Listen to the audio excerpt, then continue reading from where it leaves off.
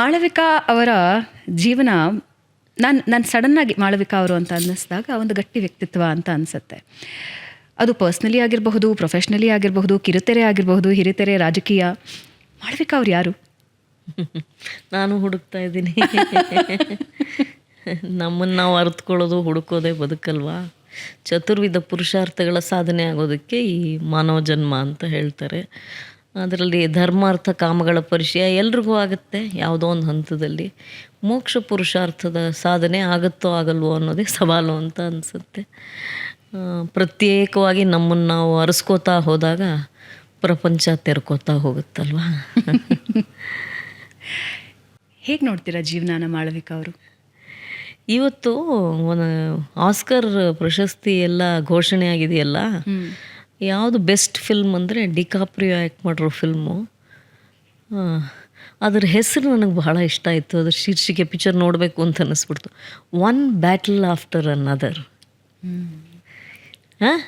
ಇದಕ್ಕಿಂತ ಚೆನ್ನಾಗಿ ಹೇಗೆ ಹೇಳೋಕ್ಕೆ ಸಾಧ್ಯ? ನಾವು ದಿಗಂತದತ್ತ ಸಾಗುವಾಗ ಒಂದು ಹೋರಾಟದ ನಂತರ ಮತ್ತೊಂದು ಹೋರಾಟದ ನಂತರ ಮತ್ತೊಂದು, ನಿರಂತರವಾಗಿ ಹೋರಾಡ್ತಾ ಬದುಕು ಕಳಿಯುತ್ತೆ ಅಲ್ವಾ. So one battle after another.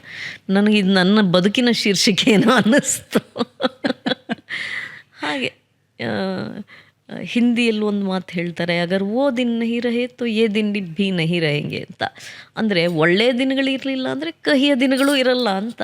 ಕಹಿ ದಿನಗಳಿಲ್ಲ ಅಂದರೆ ಒಳ್ಳೆಯ ದಿನಗಳಿರಲ್ಲ, ಅಷ್ಟೇ. ಸಾಗ್ತಾ ಇರುತ್ತೆ ಬದುಕು. ಕಿರುತೆರೆಯಲ್ಲಿ ನಿಮ್ಮ ನಟನೆಯನ್ನು ನಾವೆಲ್ಲರೂ ಬಹಳ ನಾವು ಸಣ್ಣವರಾಗಿದ್ದಾಗಲಿಂದಲೂ ನೋಡ್ಕೊಂಡು ಬರ್ತಾ ಇದ್ದೀವಿ. ಲಾಯಲ್ಲಿ, ನಟನೆಯಲ್ಲಿ, ಜೊತೆಗೆ ನಟನೆ ಟು ರಾಜಕೀಯ. ಏನು ಡಿಸೈಡ್ ಆಗಿತ್ತು ಮಾಳವಿಕಾ ಅವರ ಮೈಂಡಲ್ಲಿ? ಯಾವ ಏಜ್ನಲ್ಲಿ ನಿಮ್ಮ ದಿಕ್ಕು ಡಿಸೈಡ್ ಆಯಿತು? ಅಫ್ಕೋರ್ಸ್ ವೆರಿ ಯಂಗ್ ಏಜಿಗೆ ನೀವು ನಟನೆಗೆ ಎಂಟ್ರಿ ಕೊಟ್ರಿ. ಐ ಥಿಂಕ್ 9 ಇಯರ್ಸ್ ಓಲ್ಡ್ ಇದ್ದಾಗ ನೀವು ನಟನೆಗೆ ಎಂಟ್ರಿ ಕೊಟ್ರಿ, ಲಾ ಪರ್ಸ್ಯೂ ಮಾಡಿದ್ರಿ, ಮತ್ತೆ ರಾಜಕೀಯಕ್ಕೆ ಎಂಟ್ರಿ ಆದ್ರಿ. ಏನು ಮಾಳವಿಕಾ ಅವ್ರು ಏನು ಅಂದ್ಕೊಂಡಿದ್ರು ಜೀವನದಲ್ಲಿ? ಗೊತ್ತಿಲ್ಲ. ಯಾವುದನ್ನು ನಾವು ಪ್ಲ್ಯಾನ್ ಮಾಡಿ ನಡೆಯೋದಲ್ಲ. ಮನುಷ್ಯನ ಆಸೆ, ಆಕಾಂಕ್ಷೆಗಳು, ಬಯಕೆಗಳು, ಗುರಿಗಳು ಸುಮಾರಿರ್ತವೆ. ಆದರೆ ಈ ನಿಮಿತ್ತ ಮಾತ್ರ ಅಂತ ಹೇಳ್ತಾನೆ ಕೃಷ್ಣ ಅರ್ಜುನನ್ಗಲ್ವಾ. ನಿಮಿತ್ತ ಮಾತ್ರಂ ಭವ ಸವ್ಯಸಾಚಿ ಅಂತ. ನೀನು ನಿಮಿತ್ತ ಅಷ್ಟೇ, ಆಡಿಸೋನ್ ಬೇರೆ ಯಾರು. ಆಡಿಸುವ ಆತನ ಕೈ ಚಳಕದಲ್ಲಿ ಎಲ್ಲ ಅಡಗಿದೆ ಅಲ್ವಾ. ಹಾಗಾಗಿ ನಾವು ಅಂದ್ಕೊಂಡಿದ್ದು ಆಗ್ತೀವಿ ಅಂತಲ್ಲ, ನಾವು ಅನ್ಕೋತಾ ಆಗ್ತಾ ಹೋಗ್ತೀವಿ. ಈಗ 9ನೇ ವಯಸ್ಸಿನಲ್ಲಿ ಆ್ಯಕ್ಟ್ ಮಾಡಬೇಕು ಅಂತ ನಮಗೇನು ಆ ಥರದ ಆಸೆ ಆಕಾಂಕ್ಷೆಗಳಿರಲ್ಲ. ಎಲ್ಲೋ ಡ್ಯಾನ್ಸ್ ಮಾಡುವಾಗ ಈ ಹುಡುಗಿಗೆ ಲಕ್ಷಣವಾಗಿದ್ದಾಳೆ ಅನ್ನೋದು. ಹಿಂದೆ ಎಲ್ಲ ಫೋಟೋಜೆನಿಕ್ ಅಂತ ಒಂದಿತ್ತು. ಈಗ ಅದಕ್ಕೆ ಅರ್ಥ ಕಳ್ಕೊಂಬಿಟ್ಟಿದೆ. ಯಾಕೆಂದರೆ ಮೂಗು ತಿದ್ದಿಸ್ಕೊಳ್ಳೋದು, ಕಣ್ಣು ತಿದ್ದಿಸ್ಕೊಳ್ಳೋದು, ಉಪ್ಪು ತಿದ್ದಿಸ್ಕೊಳ್ಳೋದು ಅಲ್ವಾ. ಎಲ್ಲವೂ ಪ್ಲಾಸ್ಟಿಕ್ ಸರ್ಜರಿಯಲ್ಲಿ ತಮ್ಗೆ ಹೇಗೆ ಬೇಕೋ ಹಾಗೆ ಮುಖಾನ ಮಾಡ್ಕೊಳ್ಳೋ ಕಾಲಕ್ಕೆ ಫೋಟೋಜೆನಿಕ್ ಅನ್ನೋದು ಅಪ್ರಸ್ತುತ. ಆದರೆ ಹಿಂದೆ ಅಂತ ನಾನು ಹೇಳ್ತಾ ಇರೋದೇ 100 ವರ್ಷದ ಹಿಂದೆ ಅಲ್ಲ, ಒಂದು 30-40 ವರ್ಷದ ಹಿಂದೆವರೆಗೂ ಕ್ಯಾಮರಾ ಮೂಲಕ ಒಂದು ಮುಖವನ್ನು ಕಂಡಾಗ ಅದು ಕ್ಯಾಮರಕ್ಕೆ ಯೋಗ್ಯವಾ, ಅಥವಾ is it something that the camera will like capturing ಅನ್ನೋದಿತ್ತು. ಹಾಗಾಗಿ ಫೋಟೋಜೆನಿಕ್ ಅನ್ನೋದೊಂದಿತ್ತು. ನೀವು ಅದು ಕಣ್ಣು ಒಂಥರ ದೀರ್ಘವಾಗಿದ್ದರೆ, ಕಣ್ಣು ಮೂಗು ಬಾಯಿ ಇದೆಲ್ಲ ಫೋಟೋಜೆನಿಕ್. ಬಣ್ಣ ಅದಕ್ಕೆ ಲೆಕ್ಕ ಇಲ್ಲ, ಕ್ಯಾಮರಕ್ಕೆ ಬಣ್ಣ ಲೆಕ್ಕ ಇಲ್ಲ. ನಾವೆಲ್ಲ ಬಣ್ಣ ಕಡಿಮೆನೇ ಅಲ್ವಾ, ಅದರಲ್ಲೂ ದಕ್ಷಿಣ ಭಾರತೀಯರೆಲ್ಲ ಬಣ್ಣ ಕಡಿಮೆ. ಸೊ ಈ ಲಕ್ಷಣಗಳಿದ್ದರೆ ಆ್ಯಕ್ಟ್ ಮಾಡ್ಬೋದು ಅಂತ. ಜೊತೆಗೆ ನಾನು ಡ್ಯಾನ್ಸ್ ಮಾಡ್ತಾಯಿದ್ದೆ, ಕ್ಲಾಸಿಕಲ್ ಡ್ಯಾನ್ಸ್. ಸೊ ಹಾಗಾಗಿ GV ಅಯ್ಯರ್ಗೆ ಏನೋ ಕಾಣಿಸ್ತು, ಅವ್ರು ಕರ್ಕೊಂಡೋಗಿ ಆ್ಯಕ್ಟ್ ಮಾಡಿಸಿದ್ರು. ಅದಾದಮೇಲೆ ವಾಪಸ್ ಶಾಲೆಗೆ ಬಂದಾಗ ಆ ಮಕ್ಕಳೆಲ್ಲ ಒಂಥರ ನನ್ನನ್ನು ಯಾವುದೋ ಬೇರೆ ಗ್ರಹದಿಂದ ಬಂದವಳ ಥರ ನೋಡ್ತಾಯಿದ್ರು. ಅಂದರೆ ಒಂದು ಕಡೆ ಅದು ಅಸೂಯೆನಾ, ಹಿಂಜರಿಕೆನಾ, ಅದೇನೋ ನಂಗೆ ಗೊತ್ತಿಲ್ಲ. ಈಗ ವಾಪಸ್ ತಿರುಗಿ ನೋಡಿದಾಗ ಅದು ಯಾಕೆ ಹಾಗೆ ಆಡಿದ್ರು ಎಲ್ಲರೂ ಅಂತ ಅನಿಸುತ್ತೆ. ಸೊ ಯಾರು ಸರಿಯಾಗಿ ಮಾತಾಡಬಲ್ಲಿತ್ತ? ತುಂಬ ಅಂದರೆ ನಾನು ಬೇರೆ ಆಗಿಬಿಟ್ಟೆ. 3-4 ತಿಂಗಳು ಶೂಟಿಂಗ್ ಹೋಗ್ಬಿಟ್ಟಾಗ ಬೇರೆ ಆಗಿಬಿಟ್ಟೆ ಇವರೆಲ್ಲರಿಂದ. ವಾಪಸ್ ಬಂದಾಗ ಸೇರಿಸ್ಕೊಳಕ್ಕೆ ರೆಡಿ ಇಲ್ಲ ಯಾರು. ಆಮೇಲೆ ನಾನು ನೋಡಿ, ಅವಾಗ ಚೈಲ್ಡ್ ಆರ್ಟಿಸ್ಟ್ ನಾನು ಒಬ್ಬಳೇ ಅಲ್ಲ ಆ ಸ್ಕೂಲಲ್ಲಿ. ನಮ್ಮ ಸುನಿಲ್, ಆಮೇಲೆ ಹೀರೋ ಎಲ್ಲ ಆದ್ನಲ್ಲ, ಸುನಿಲ್ ನನಗಿಂತ 1 ವರ್ಷ ಜೂನಿಯರ್ ಸ್ಕೂಲಲ್ಲಿ. ಅವ್ರ ಅಕ್ಕ, ನಮ್ಮಕ್ಕ ಎಲ್ಲ ಕ್ಲಾಸ್ಮೇಟು. ಸುನೀತಾ BK ಸುಮಿತ್ರಾ ಅವ್ರ ಎಂಥ ಬಸ್ ಅಲ್ಲ ಸುನೀಲ್ ಅವರು ಇದ್ದ ಸೊ ಸಂದರ್ಭ. He also was A child art. So ಏನು ಅಂದರೆ ಅವಾಗ ಇಟ್ ವಾಸ್ ವೆರಿ ಸ್ಪೆಷಲ್. ಇವತ್ತು ಫೋನಲ್ಲಿ ಕ್ಯಾಮ್ರಾ ಇದೆ, ಮಕ್ಕಳನ್ನ ಫೋಟೋಗ್ರಾಫ್ ಮಾಡಿ ಹಾಕ್ಬಿಡ್ತಾರೆ ಸೋಷಿಯಲ್ ಮೀಡಿಯಾಲಿ, ಫೇಮಸ್ ಆಗ್ಬಿಡ್ತಾರೆ, ಟಿ ವಿಗೆ ಹೋಗ್ಬೋದು, ಅದೇನೋ ಎಷ್ಟೊಂದು ರಿಯಾಲಿಟಿ.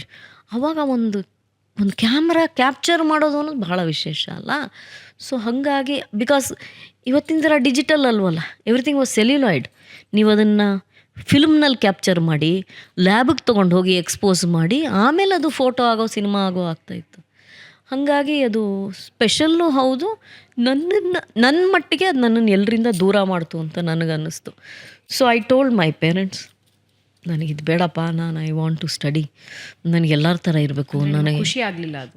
ನನಗೆ ಅದು ಅವರು ನನ್ನನ್ನು ಏಲಿನೇಟ್ ಮಾಡಿದ್ದು ಇಷ್ಟ ಆಗಲಿಲ್ಲ. ಎಲ್ಲರೊಳಗೆ ಒಂದಾಗೋ ಮಂಕುತಿಮ್ಮ ನಾವು, ಅದು ನಮಗೆ ವಿಶೇಷ ಜಾಗ ಬೇಡ ಅಂತ ಅನ್ನಿಸ್ತು. ಆಮೇಲೆ ಸ್ಕೂಲೆಲ್ಲ ಮುಗೀತಾ ಏನಾಗುತ್ತೆ, ಮುಂಚೆ ಎಲ್ಲ ಕಡಿಮೆ ಜನ ಇದ್ವಲ್ಲ ನಾವು. ಸೊ ನಿಮಗೆ 8ನೇ 9ನೇ ವಯಸ್ಸಿಗೆ ನೀವು ಚೈಲ್ಡ್ ಆರ್ಟಿಸ್ಟು. ಆಮೇಲೆ ನಾನು ಆ ನಕ್ಕಳ ರಾಜಕುಮಾರಿ ಒಂದು ಮಾಡಿದೆ, ಪ್ರೇಮ ಕಾರಂತವರು. ನೋಡಿ, ಆ ಕಾಲಕ್ಕೆ ಒಬ್ಬ ಮಹಿಳಾ ನಿರ್ದೇಶಕಿ, ಕಾರಂತರ ಪತ್ನಿಯವರು. ಇವತ್ತು ರಂಗಭೂಮಿಯವರೆಲ್ಲ ಯಾವ ಕಾರಂತರನ್ನ ಸ್ಮರಿಸ್ಕೋತಾರೋ ಆ ಕಾರಂತರ ಪತ್ನಿಯವರು. ಆಕೆಗೆ ಅವ್ರದ್ದೇ ಬಹಳ ವಿಶೇಷ ಗುಣಗಳಿದ್ದು.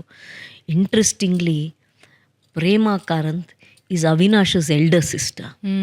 ಹೂ ನ್ಯೂ ದಿಸ್ ಅಲ್ಲ? ಅವಾಗ ಜಸ್ಟ್ ಲುಕ್ ಎಟ್ ದಿಸ್. ಅವರ ದೊಡ್ಡಮ್ಮನ ಮಗಳು, ಅವರ ತಾಯಿ ಅಕ್ಕನ ಮಗಳು ಪ್ರೇಮ ಕಾರಂತ್. YNK ಇದೆಲ್ಲ ಅವ್ರ ಫ್ಯಾಮಿಲಿ ಇರಲಿ. ಸೊ ಪ್ರೇಮ ಕಾರಂತ್ ಡೈರೆಕ್ಷನಲ್ಲಿ ಮಾಡಿದಾಗಲೂ ನನಗೆ ಅದು ಬಿಕಾಸ್ ಅದು ಮಕ್ಕಳ ಚಿತ್ರ. ಒಂದು 13-14ನೇ ವಯಸ್ಸಾಗೋ ವೇಳೆಗೆ ಅವಾಗ ಹೇಗೆ ಅಂದರೆ ಕಾಯೋರು ಆಲ್ಮೋಸ್ಟ್ ಹೀರೋಯಿನ್ ಮಾಡ್ಕೊಳ್ಳೋಕ್ಕೆ.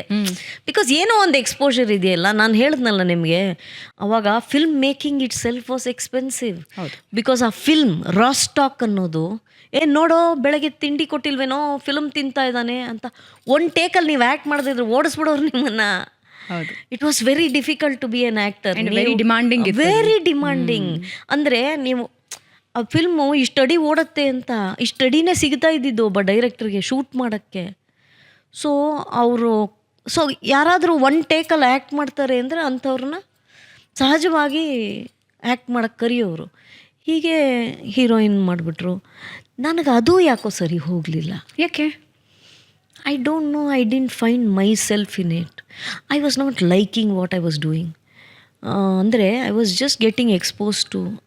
ನಾನು ಆ ವೇಳೆಗೆ ಬಿಡಬಾರ್ದು ಅಂತ 11-12 ಲಾ ಕಾಲೇಜು ಫಸ್ಟ್ ಇಯರ್ ಸೇರಿಕೊಂಡಾಯಿತು. By then I had acted in a few Malayalam films. Kannada ಪಿಕ್ಚರ್ಲಿ ಆ್ಯಕ್ಟ್ ಮಾಡೋ ವೇಳೆಗೆ ನಾನು ಲಾ ಕಾಲೇಜ್ ಸೇರಿಬಿಟ್ಟಿದ್ದೆ. ನಾನು ಮಾಡ್ತಾ ಇದ್ದ ಕ್ಯಾರೆಕ್ಟರ್ಗಳು ನನಗೆ ಅವಾಗ ಇಷ್ಟ ಆಗಲಿಲ್ಲ. ಹೀರೋಯಿನ್ನು ಅಂದರೆ ಹಾಡು, ಕುಣಿಯೋದು, ಸುಂದರವಾಗಿ ಕಾಣೋದು ಇಷ್ಟೇ ಇರ್ತಾಯಿತ್ತು. May be if I had continued I would have found author backed roles. Okay, ಇರ್ಬೋದೇನೋ. ಬಟ್ ನನಗೆ ಅವಾಗ ಮಾಡಿದ್ದ ಮೊದಲ ಸಿನಿಮಾಗಳು ಇಷ್ಟ ಆಗಲಿಲ್ಲ. So I went back to study law. But I found myself in law. Ultimately ಗುರಿ ಏನಿತ್ತು ಅಂದರೆ ಜನರ ಮಧ್ಯೆ ಇರಬೇಕು, ಜನಗಳಿಗೆ ನಾವು ಸ್ಪಂದಿಸಬೇಕು ಅನ್ನೋದಿತ್ತು. ಅದು ಲಾನೂ ಸಹಾಯ ಮಾಡುತ್ತೆ, ಮೀಡಿಯಾನೂ ಸಹಾಯ ಮಾಡುತ್ತೆ. When I met Sitaram and when we did Mayamruga, I was 22 by then. ಆವಾಗ ಇದೇ ನಾನು ಬದುಕಲ್ಲಿ ಮಾಡಬೇಕು ಅಂದ್ಕೊಂಡಿದ್ದು ಅಂತ ಅನ್ಸೋಕ್ಕೆ ಶುರುವಾಯಿತು. ಸೊ ಅದಕ್ಕೆ ಹೇಳಿದೆ, it's one battle after another. ಇದೇನು ಯಾವುದು ರಾತ್ರೋರಾತ್ರಿ ನಾವು ಕಂಡುಕೊಳ್ಳೋದಲ್ಲ, ಮತ್ತು ನಾವು ಉದ್ದೇಶದ ಹಾಗೆ ಬದುಕೇನು ರೂಪುಗೊಳ್ಳಲ್ಲ. ಆದರೆ ನಮ್ಮ ಮುಂದೆ ತೆರೆಕೊಡ್ತಾ ಇರೋ ಬದುಕಿಗೆ ನಮ್ಮನ್ನು ನಾವು ಸಮರ್ಥವಾಗಿ ಸಾಧ್ಯವಾದಷ್ಟು optimum use of what you have ಅಲ್ಲ, ಅದು ಮಾತಿರಬಹುದು, ನೀರಾಗಿರ್ಬೇಕು ಅಲ್ಲ, ಯಾವ ಪಾತ್ರೆಗೆ ಆ ಶೇಪು ಮತ್ತು optimum. You have to give it your best. ಬದುಕಲ್ಲಿ you should excel in what you do. ಸ್ಕೂಲ್ಗೆ ಹೋದರೆ ಚೆನ್ನಾಗಿ ಓದಬೇಕು, ಆಟ ಆಡಿದ್ರೆ ನಮ್ಗೆ ಅದು ಬರೋದೇ ಇಲ್ಲ. ಸ್ಪೋರ್ಟ್ಸು ಫಾರ್ ಎಕ್ಸಾಂಪಲ್, ಇವತ್ತವರೆಗೂ ನಮಗೆ ಅರ್ಥನೇ ಆಗದೆ ಇರೋ ಒಂದು ಸಬ್ಜೆಕ್ಟ್ ಯಾವುದು ಅಂದರೆ sports. I tell a lot of my friends I am a sports illiterate. ನನಗೇನು ಹೌದಾ, ಈಗ ಇವರೆಲ್ಲ ಎಷ್ಟು ಖುಷಿ ಪಡ್ತಾರೆ ಮ್ಯಾಚ್ ಎಲ್ಲ ಬಂದು, ನಮ್ಗೆ ಅದು ಒಂದು ಅಕ್ಷರ ಅರ್ಥ ಆಗಲ್ಲ.